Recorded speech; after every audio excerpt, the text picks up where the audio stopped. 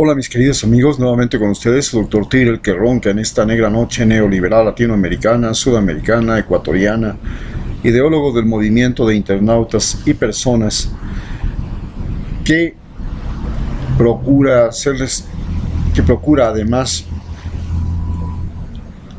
fundamentalmente la transparencia que nos propone Wikileaks, y en segundo lugar que la vida sea más importante que el dinero, que es el fundamento básico de este movimiento. La vida es más importante que el dinero y que la transparencia debe ser el objetivo final de toda administración pública. Hoy analizaremos, cuando ya celebramos 2 meses menos en el gobierno de Lenín Moreno, y al que solo le quedan en este momento 670 días para seguirnos un poco sembrándonos en la angustia, la duda, la incertidumbre, que es lo que ha hecho en estos primeros prácticamente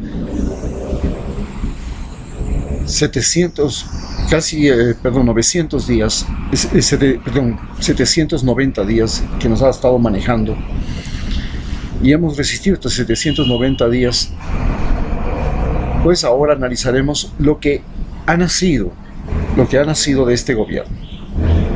Prácticamente estamos viviendo y compartiendo 3 generaciones este momento histórico. La primera generación la podríamos llamar la generación de los patriarcas. Era una generación nacida de la posguerra, a la que me pertenezco. Y esta generación de los patriarcas, con algunas personas que son aún más viejas que yo, se caracterizaba por ser la generación del denominado contubernio. Ellas creían que el poder era una cosa que se obtenía mediante un acuerdo entre los más ricos de Quito, de Guayaquil o de Cuenca, que tenían primos, parientes, amigos y hermanos en el ejército, al que le iban y le golpeaban y se caía el gobierno. Se llamaba la generación del contubernio, vivía el contubernio. En la caída del coronel Lucio Gutiérrez, nos reunimos aquí en el CENESID, que era entonces la Secretaría Nacional de Ciencia y Tecnología, en la 9 de octubre y Carrión, y ahí nos reuníamos para hacer el contubernio, y ahí hicimos el contubernio, y el contubernio fue, yo no había sabido lo que era el contubernio, pero aprendí. Mientras que afuera en las calles, Radio La Luna y todos los denominados forajidos se exponían, salían en marchas, tragaban el gas lacrimógeno y todo, allá en el CENESID nos reuníamos y comenzábamos a decidir quién es el que va a sucederle en ese momento Lucio Gutiérrez en el poder. Y nos reuníamos y amarrábamos, y se me ocurrió decir que teníamos que cambiar el sistema y que teníamos que crear un nuevo sistema donde lo más importante sea la democratización, y que debía crearse un sistema diferente de gobierno. Pues en ese momento Cordovés, que estaba dirigiendo este grupo del contubernio, enseguida me sacó a patadas de ese lugar. Prácticamente fue un momento muy difícil y tuve que salir, pero viví el contubernio. Mientras nosotros nos reuníamos aquí, había otros que hacían también el contubernio y se reunían en la Universidad Exterior, y la gente que se reunía en la Universidad Exterior era el origen de lo que más tarde se llamaría el partido Alianza País, en la casa justamente de Lenín Moreno. Ahí se reunían los miembros del de la Contraloría, más otras gentes, y me invitaron allá. Yo no sabía ni para qué se trataba. Yo no tenía ni siquiera noción, ni tenía ni idea clara de quién era Rafael Correa. Bien, esta generación del contubernio es una generación que se forma a partir de la radio y la televisión. Son la radio y la televisión el principal recurso mediante el cual juegan, porque ya la prensa había dejado de tener tanta influencia como tuvo desde comienzos del siglo, cuando la prensa, el diario El Comercio, prácticamente fue el agitador de masas que llevó al incineramiento de Eloy Alfaro en el Parque del Ejido. Ahí, en ese momento, el diario El Comercio vivía el momento de gloria, igual que el diario El Telégrafo, igual que el diario El Universo. El diario El Telégrafo estaba a favor de Eloy Alfaro. Pero luego de eso llega la radio, después de la Segunda Guerra Mundial, llega la televisión, y esto se convierte en el poder. La gente dueña de los medios de comunicación se convierte en el poder. Esta generación era tal que los asambleístas, los diputados en ese momento, recibían como premio del gobierno de turno una estación de radio. Después, cuando ya se acabaron las frecuencias, comenzaron a recibir el derecho de hacer universidades. Y así nació esta trama, este juego de tramas, de mentiras, de poder, que es toda una generación. Una generación que, vuelvo a repetir, es una generación que se articula, o que nace, o que emerge del impacto de lo que fue la Segunda Guerra Mundial. 5 veces esta generación logró tumbarle a Velasco Ibarra, y ahí se puso en práctica todo lo que es el contubernio. A esta generación de contubernio le siguió la nueva generación que estamos viviendo ahora, que es la que estamos viendo, la que está en el Congreso en este momento, que se podría llamar la generación de los traidores. La generación de los traidores es una generación que nace en un momento, así como nació el liberalismo, y del liberalismo nacieron el contubernio. De la generación nace la generación de los traidores. Es una generación que nace en Quito, Guayaquil y Cuenca, y nace del movimiento Alianza País. Alianza País se convierte en el mayor generador de cambios en el país, produce lo que se llama la Revolución Ciudadana, y se convierte en un motor social de cambio impresionante. Pero dentro de Alianza País se produce un germen de lo que se llamaría la cultura de traidores, que se renace, que es una cultura que hemos tenido en el Ecuador. Nosotros hemos sido una cultura de traidores. Recordemos que matamos a Antonio José de Sucre mediante la traición, que fue el hombre que nos dio la libertad, el general, el mariscal. Matamos a Eloy Alfaro a comienzos del siglo, no, al comienzo del siglo XIX, el otro al comienzo del siglo XX, y ahora perseguimos a Rafael Correa. Es decir, hemos sido la generación de los traidores, es la que en este momento está viviendo y tiene el poder, y es la que maneja el poder.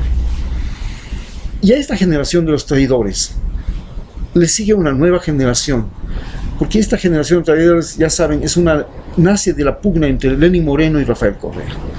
Esta generación de los traidores se caracteriza porque es la generación que traiciona a Rafael Correa, después de que comieron, recibieron la casa, recibieron el agua potable, recibieron el internet, recibieron derechos, se pasean por las autopistas, recibieron los taxistas que recibieron la chatarrización. Todos aquellos que se sirvieron, que tuvieron las casas, el taxi nuevo, la carretera en la puerta de la casa, toda esa gente se convirtió en poder. Se convirtió en poder y puso en el poder a todos los traidores de Rafael Correa. Y cuando Rafael Correa intentó que en las elecciones del sí y el no ganara su posición, se enfrentó a la realidad. El 75% del país votó en contra de él. Sí, era poco menos, no el 75%, perdón, el 65% del país votó en contra de él. Entonces, claro que tuvo todas las desventajas, fue una trampa política, todo se hizo eso, no se le permitieron hacer propaganda, todo lo que ustedes quieran. Pero el asunto es que la gente que se había beneficiado de él, a la hora de votar, lo traicionó. Se recupera un poco en las elecciones seccionales y logra sacar la prefectura de Manabí y la prefectura de Pichincha como las cosas más importantes, los logros más importantes, y el Consejo de Participación Ciudadana. Los 3 más grandes logros importantísimos de Rafael Correa en las 2 importantes provincias, la una con la mayor población en crecimiento, que es Manabí, y la otra, indudablemente, Pichincha, que es la población que tiene la mayor cultura política del país y tiene una gran presencia, un gran número. Pero, por otro lado, está ahí la capital.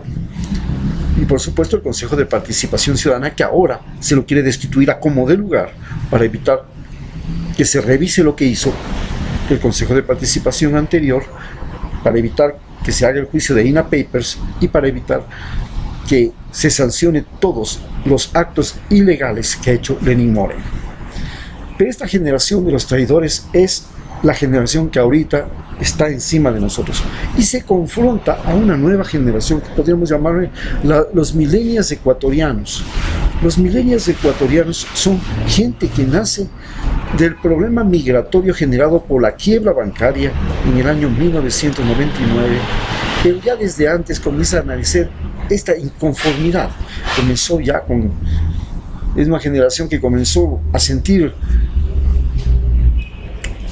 que la política era asqueroso, que la política en el Ecuador era la más sucia que existía.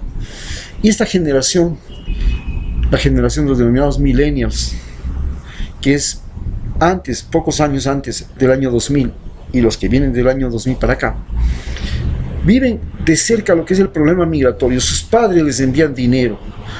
Encima tienen la migración colombiana que viene escapando del Plan Colombia. Encima tienen la migración cubana que viene porque Estados Unidos le ofrece a los cubanos a recibirlos si es que logran llegar a ese país. Y finalmente la generación de los venezolanos que están aquí en calidad de refugiados, prácticamente escapando de la situación de Venezuela. Esto es un factor de influencia que nos crea una conciencia diferente, mientras que para la generación de lo que podríamos llamar la generación de los traidores, es el internet el que comienza a ser el que compite con la televisión, pero es la televisión la que prácticamente maneja todo, mientras que para la generación de los patriarcas, de la componenda, era la radio y la televisión. Ya después prácticamente la radio desaparece y es la televisión la que llega a tener el poder total y comienza a competir con el internet. Pero para la generación de los milenios es el internet y el celular el que comienzan a manejar su conciencia, y esta generación se caracteriza por un hecho fundamental: es la generación de los desilusionados. Realmente Rafael Correa hizo un trabajo extraordinario, pero llevamos 2 años en que todo, absolutamente todo lo que hizo, 10 años de buen gobierno, ha sido desacreditado, ha sido desmerecido, y como fruto de eso, ha nacido una generación que ya no cree ni en sus propios padres, ni en los políticos, ni en nadie. La generación de los desilusionados. Lo que creen es solamente lo que ven en internet y lo que ven en el celular. Creen más en las redes sociales que lo que pueda decir el papá, que lo que pueda decir el político. No creen en nadie. A tal punto que esta generación vive en un país donde 272 partidos políticos están registrados, porque ya la política es un juego donde cualquiera hace una agencia que se llama partido político, y esa agencia sirve para recibir dinero, jugar con cargos públicos, jugar con el botín del Estado. Ya hemos visto que los botines son los cargos públicos, los contratos del Estado, las leyes, el botín de los préstamos internacionales, el botín de los terrenos y las obras públicas, de los terrenos que están cerca de las obras públicas. Todo eso es botín. Y se hicieron 272 partidos. Esta es la generación de los desilusionados. Y a esa generación de los desilusionados es la que nosotros le estamos tratando de agrupar, de reunir, para hacerles ver que en la vida usted va a recibir un regalo que es la vida misma. Le dio su padre y su madre, o le dio su padre, o le dio su madre, porque su padre se largó o su madre se largó, pero le dieron ese regalo que es la vida. Segundo, le dieron la educación, la salud, que es una conquista social que tuvo el barrio, que tuvo la provincia, que tuvo el lugar donde nació.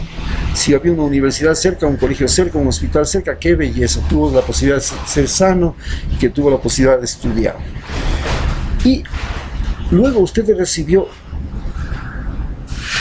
esto que sería el país, usted recibió un país como regalo. Sí, en ese país aquí hablamos el mismo idioma, comemos las mismas cosas, tenemos la misma música, nos sentimos felices, nos identificamos por los gestos, por los chistes, por todo. Tenemos una tolerancia racial, tenemos una tolerancia religiosa, tenemos un modo de vivir, tenemos un modo de entendernos. Y ese es nuestro espacio. Aquí somos cabeza de ratón. Allá en Estados Unidos, en cualquier otra parte del mundo, somos cola de ratón, cola de león. Aquí somos cabecita de ratón y tenemos hasta la posibilidad de tirarle huevos al presidente. ¡Qué belleza! A ver si puede tirarle huevos al presidente norteamericano, Donald Trump. Bien, pero además usted heredó un mundo.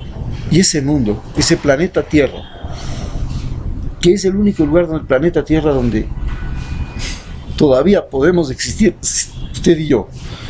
Posiblemente nuestros hijos, nuestros nietos ya no puedan ver ni la mitad de las especies que nosotros alguna vez supimos que existieron o que estuvimos cerca de tenerlos. Ellos los conocerán por televisión, pero ya ni nosotros podemos oír ni pajaritos, ni ver flores, ni sentir los árboles que ya han desaparecido de la selva, ni ver los ríos limpios y transparentes. No, esa es otra de las bellezas. Usted recibió como regalo también un planeta cuando nació.